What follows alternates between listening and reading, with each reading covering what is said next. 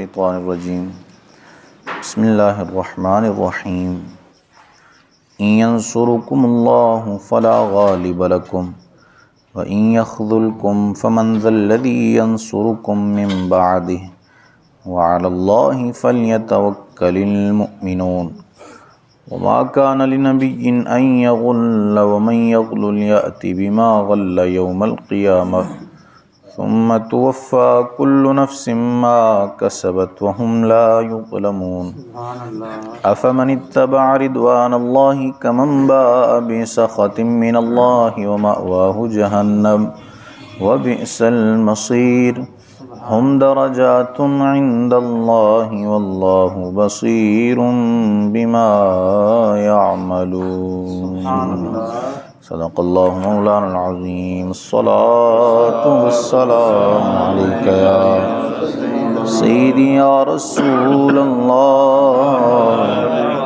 وعلی آلک واصحابک یا سیدی یا حبیب اللہ الصلاة والسلام علیکہ یا سیدی یا نبی اللہ وعلی آلک واصحابک یا سیدی یا نور اللہ ان ینصرکم اللہ فلا غالب لکم، اگر اللہ تمہاری مدد کرے تو کوئی تم پر غالب نہیں آ سکتا، وَإِن يَخْذُلْكُمْ فَمَنْ ذَا الَّذِي يَنْصُرُكُمْ مِنْ بَعْدِهِ، اور اگر وہ تمہیں چھوڑ دے تو کون ہے ایسا جو پھر تمہاری مدد کرے، وَعَلَى اللَّهِ فَلْيَتَوَكَّلِ الْمُؤْمِنُونَ، اور مسلمانوں کو اللہ ہی پر بھروسہ کرنا چاہیے۔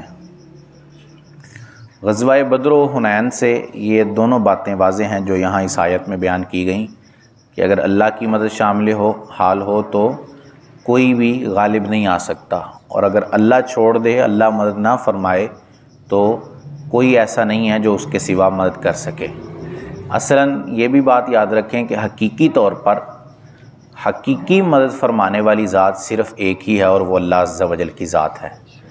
ہاں پھر وہ اپنے بندوں کو آگے طاقت عطا ضرور فرماتا ہے جو اس کی دی ہوئی طاقت سے اسی کی مخلوق کی مدد فرماتے ہیں، اور یہی جو ہے وہ اہل سنت کا عقیدہ ہے کہ حقیقی مدد دینے والی ذات صرف اللہ کی ذات ہے۔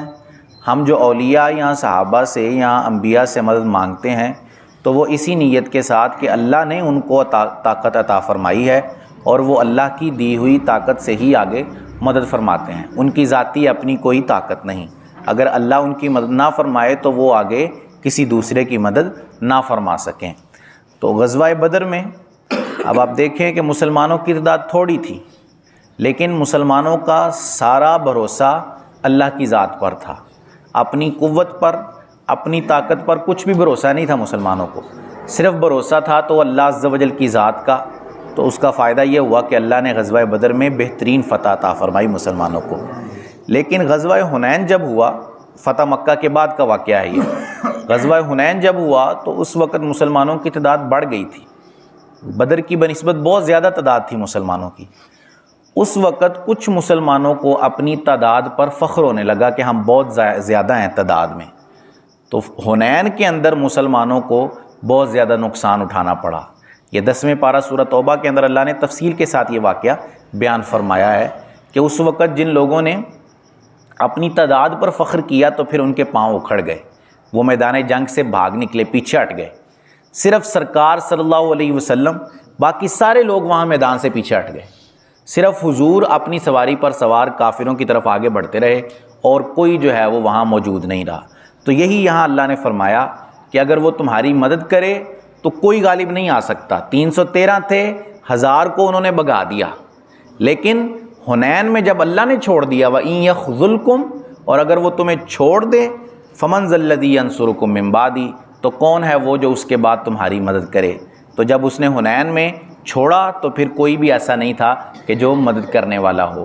وہ ایک طرح سے آزمائش تھی، ایک طرح سے جھنجھوڑنا تھا مسلمانوں کو کہ جب بھی لڑائی کی جائے، جب بھی جنگ و جدال کیا جائے تو بھروسہ صرف اللہ کی ذات پر رکھا جائے، اپنی تعداد پر، اپنے اسلحے پر، اپنی قوت و طاقت پر بھروسہ نہیں۔ ہاں اسباب ضرور اختیار کرنے چاہیے، سبب اختیار کرنے کا بھی اللہ نے حکم دیا ہے۔ اتقوا یا ایھا الذین آمنوا اتقوا اللہ وابتغوا الیہ الوسیلہ، اے ایمان والو اللہ سے ڈرو اور وسیلہ تلاش کرو۔ وسیلہ تلاش کرنے کا بھی اسی نے حکم دیا ہے لیکن جب اسباب اختیار کر چکو پھر بھروسہ جو ہے وہ اللہ عز و جل کی ذات پر کرو. پھر یہی جانو کہ ہمارے اسباب ہمارے کچھ کام نہیں آنے والے. اصل وہی شخص ہے وہی ذات ہے کہ جس نے ان سببوں کو بھی پیدا فرمایا. اصل وہ مسبب الاسباب ہے. ان اسباب کو بھی اسی نے ہی پیدا فرمایا ہے اور ان اسباب کے اندر طاقت بھی اسی نے ہی رکھی ہے کہ اگلے بندے کی مدد کی جا سکے. تو ہمیشہ جو ہے وہ بھروسہ اللہ عز و جل ہی پر کرنا چاہیے, پھر اس کی مدد ضرور شامل حال ہوتی ہے. وما کان لنبی ان یغل, اور کسی نبی پر یہ گمان نہیں ہو سکتا کہ وہ کچھ چھپا رکھے. ومن یغل یأتی بما غل یوم القیامہ, اور جو چھپا رکھے وہ قیامت کے دن اپنی چھپائی چیز لے کر آئے گا. ثم توفی کل نفس ما کسبت وہم لا یظلمون, پھر ہر جان کو اس کی کمائی پوری دی جائے گی اور ان پر ظلم نہ ہوگا. ایک غزوے کے اندر مال غنیمت جب آیا تو اس میں سے ایک چادر گم ہو گئی.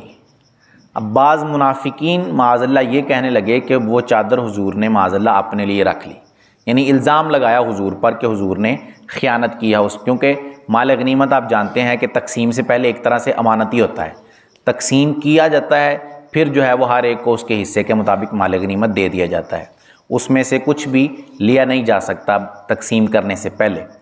اب وہ چادر وہ غائب ہو گئی, تو اب منافقین, کیونکہ مسلمان تو جانتے تھے کہ حضور جو ہے وہ ایسا معاملہ نہیں کر سکتے, کیونکہ خیانت کرنا اور نبوت یہ دونوں جو ہے وہ آپس میں بالکل جدا جدا چیزیں ہیں.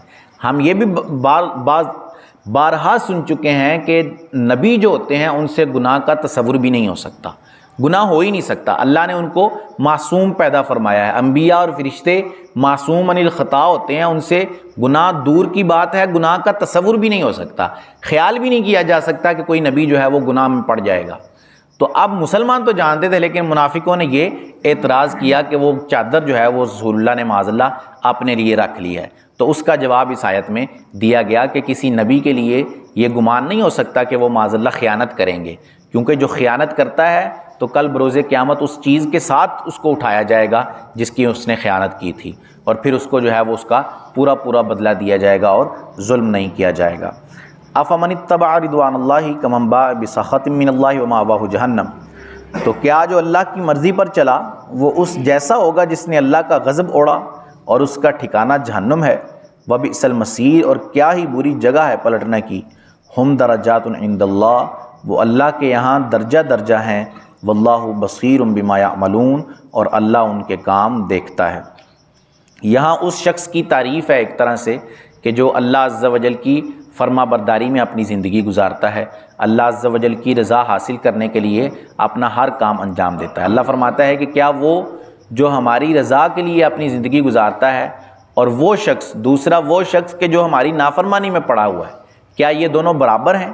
یہ ایک طرح سے سوال ہے اور پھر اسی کے اندر جواب ہے کہ ہرگز یہ دونوں برابر نہیں ہو سکتے. ایک وہ شخص جو ہمیشہ اللہ عز و جل کی رضا کے لیے چلتا رہتا ہے, ہمیشہ اس کی خوشنودی چاہتا ہے, اور دوسرا وہ شخص ہے جو ہمیشہ اس کی نافرمانی میں پڑا ہوا ہے. تو وہ بالکل جو ہے یہ واضح چیز ہے کہ یہ دونوں آپس میں برابر نہیں ہیں, بلکہ دونوں کا مرتبہ اللہ کی بارگاہ میں الگ الگ ہے. کیونکہ اگلی آیت میں فرمایا ہم درجات عند اللہ, کہ اللہ کے یہاں ان کے درجے ہیں, مختلف درجے ہیں. نیک لوگوں کے اور درجے ہیں اور برے لوگوں کے اور درجے ہیں. پھر نیکوں میں بھی اللہ عز و جل نے درجہ بندی کر رکھی ہے, ہر ایک کو اس کے اعمال کے اعتبار سے درجہ ہے, اور اسی طرح گناہ گاروں میں بھی درجہ بندی ہے کہ ہر ایک کو اس کے گناہوں کے برابر جو ہے وہ سزا دی جائے گی. واللہ بصیر بما یعملون, اور اللہ ان کے کام دیکھتا ہے. اللہ عز و جل سے دعا ہے کہ اللہ عز و جل ہمیں قرآن کی صحیح فہم عطا فرمائے. آمین بجاہ خاتم النبیین صلی اللہ علیہ وسلم. اللہم صلی علی سیدنا و مولانا محمد معدن الجود والکرم وعلی آلہ واصحابہ وبارک وسلم. مالک کریم عز و جل نماز فجر ادا کرنا, درس کرنا, سننا اپنی بارگاہ میں قبول فرما. نماز کی غلطیاں, درس کی غلطیاں, ہمارے گناہ اپنی رحمت سے معاف فرما. ہم سب کی, ہمارے ماں باپ کی اور رسول کریم صلی اللہ علیہ وسلم کی ساری امت کی بخشش فرما. ہم سب کو خلوص و استقامت سے 5 وقت باجماعت نماز پڑھنے کی توفیق عطا فرما. سبحان ربک رب العزت عما یصفون وسلام علی المرسلین والحمد للہ رب العالمین. وصلی اللہ تعالی علی رسولہ خیر خلقہ محمد وعلی آلہ واصحابہ اجمعین برحمتک یا ارحم الراحمین.